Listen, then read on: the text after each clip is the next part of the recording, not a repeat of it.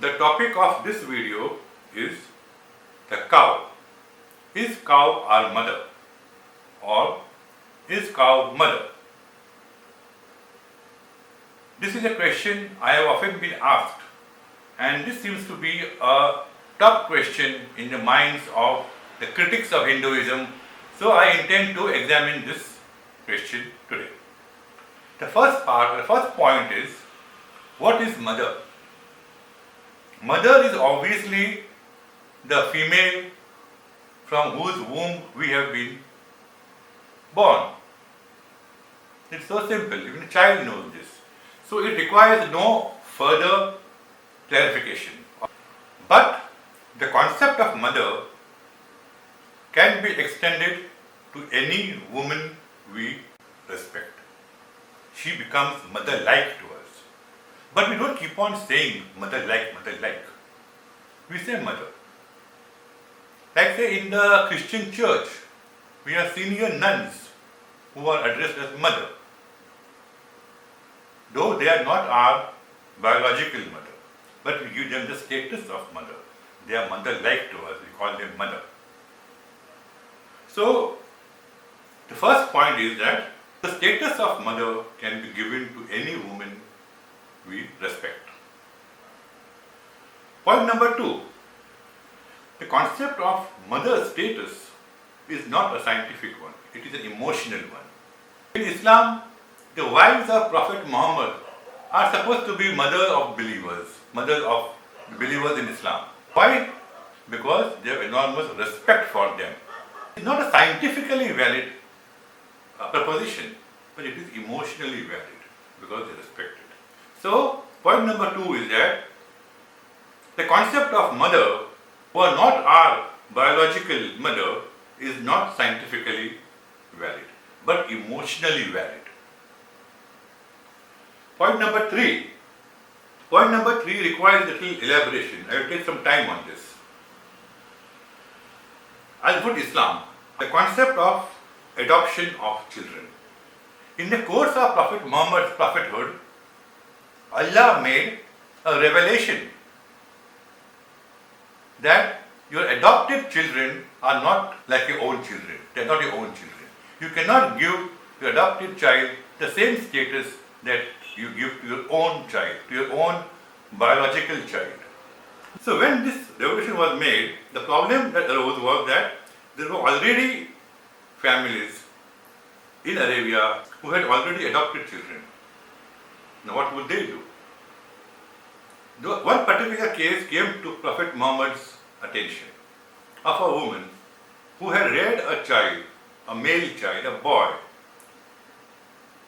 from his childhood, from early ages, and he was now a man.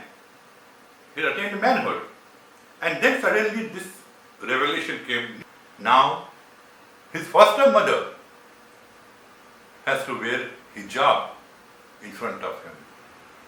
Now, that is very inconvenient, for it's one family. Prophet Muhammad advised, let that woman feed her milk to this man, and that establishes a mother-child equation between the two people. So he becomes a regular child of her, like her normal child, her own child, and therefore she need not wear hijab in his presence. Now there is more to this, but we should not go into it because it's not relevant to our topic. My point here is, Prophet Muhammad advised, let her give him milk, her milk, and once he drinks her milk, she becomes his mother. Milk is that important. Milk has that moral power. This is what I want to establish from this episode. That though this man, by Allah's new revelation, is no longer her son, but he drinks little of her milk and he becomes her son. That is the power of milk. That's it. Now, 3 points we have seen. One is the concept of motherhood is extendable to women or to females who are not necessarily our mother. Point number 2, this extension of the concept of mother is not a scientifically valid concept. It is an emotionally valid concept. Number 3, milk has this kind of moral power. It can convert a stranger, a male stranger, into a woman's own son. Now, in what way does the cow does not fit into these 3 points? We extend the concept of motherhood to cow. We know it is not a rational concept, but we extend it because we respect the cow.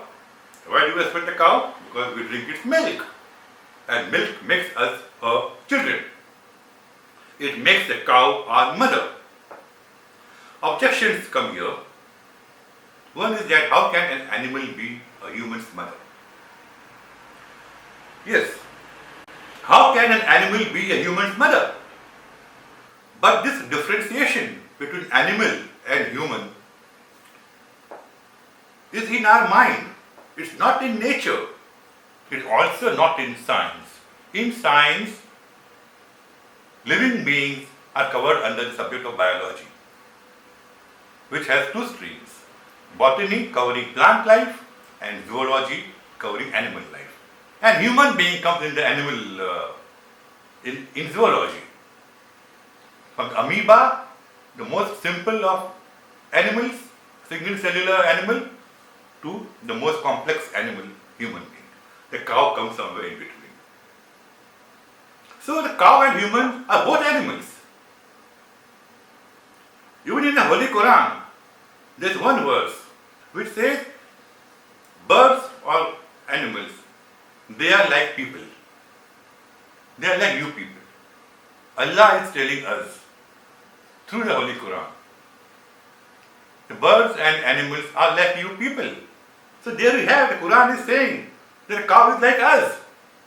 Science is saying the cow is animal, we are animal. So what is the objection?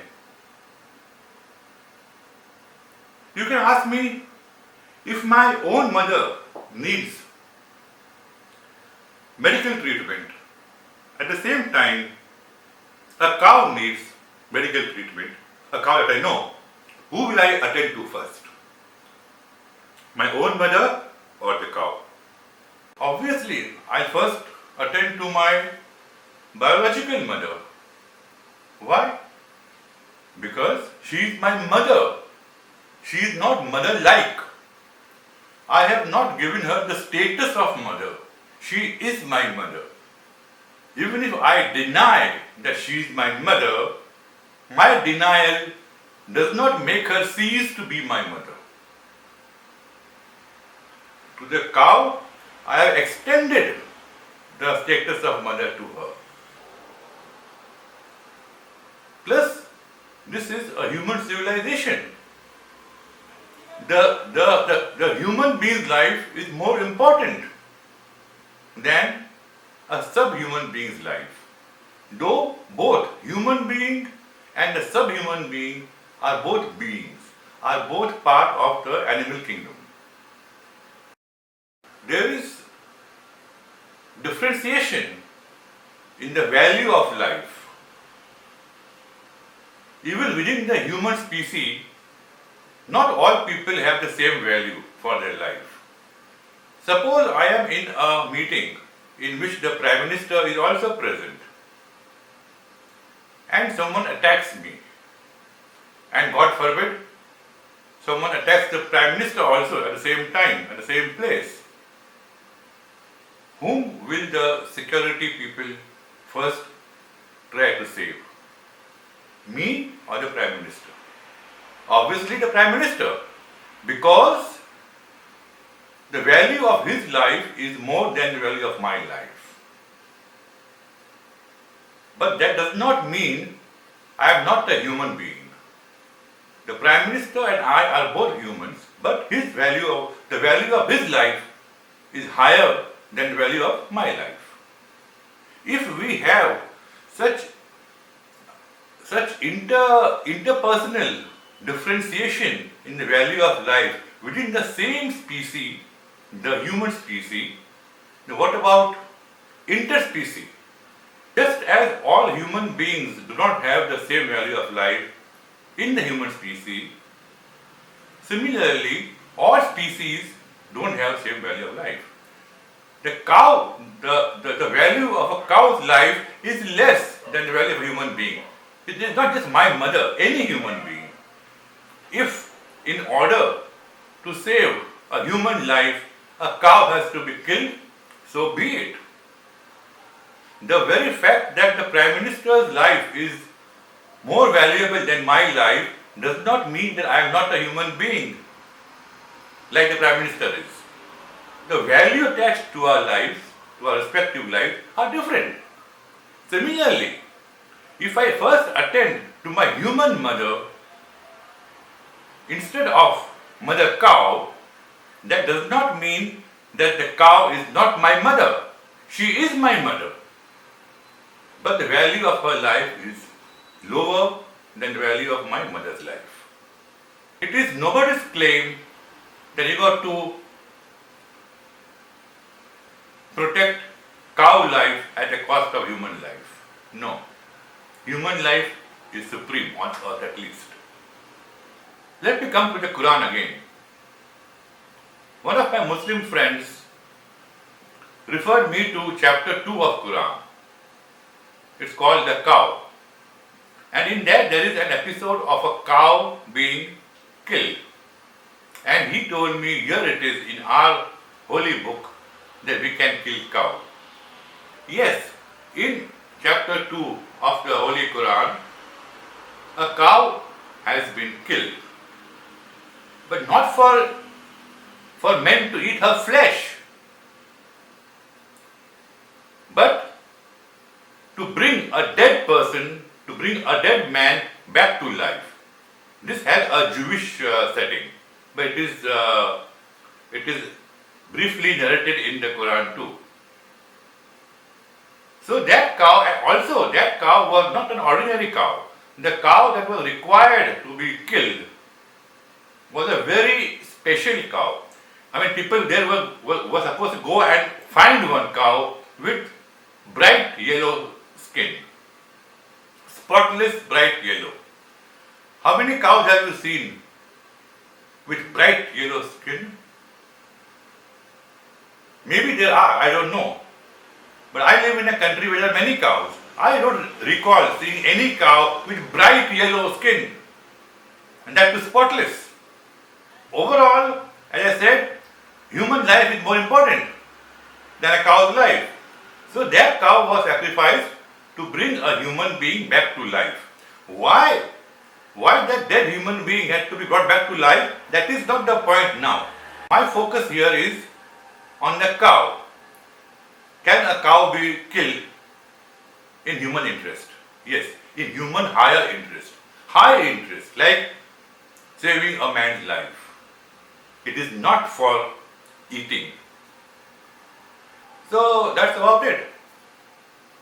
Please note, I have not referred to a single Hindu text or any Hindu saying or any Hindu quote or anything. I have predominantly relied on Islamic sources, slightly on Christian practice of calling their senior nuns mother, and the rest has been plain logical deduction. And therefore, that means my case is valid for all people, including Muslims, because I have used Islamic sources more than any other source in this presentation. If there has been any flaw in my argument, please email me. Now today I have put forward the case as to why cow is mother. The next question that comes is, having established that cow is mother, is she God too? I will cover this in my next video. That's about it. Thank you.